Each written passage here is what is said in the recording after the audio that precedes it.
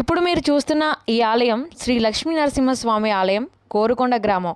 ఇది రాజమహేంద్రవరానికి 22 కిలోమీటర్ల దూరంలో అయితే ఈ ఆలయం ఉంది.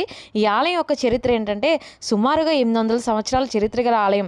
నవనారసింహ క్షేత్రంలో ఎంత పవర్ఫుల్లో స్వామి, అలాగే ఇక్కడ కూడా చాలా పవర్ఫుల్ మాట.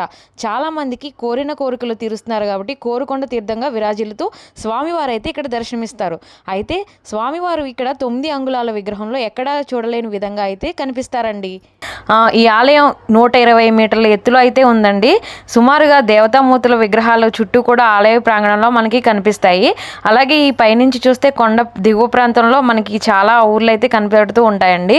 ఇంకా స్వామివారు ఇక్కడ కోరిన కోరికలు తీరుస్తూ ఉంటారన్నమాట.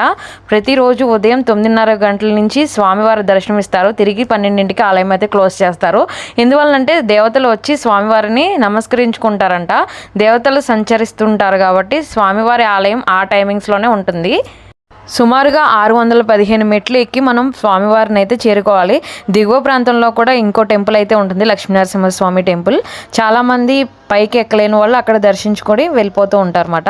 ఈ స్వామివారి అనుగ్రహం ఉండాలని మనస్ఫూర్తిగా అందరినీ కోరుకుంటున్నానండి. లక్ష్మీ నరసింహస్వామి చాలా పవర్ఫుల్ టెంపుల్. ఒక్కసారైనా ఈ టెంపుల్కి వెళ్ళండి. సో నా వీడియో కనుక నచ్చినట్లయితే ఛానల్ సబ్స్క్రైబ్.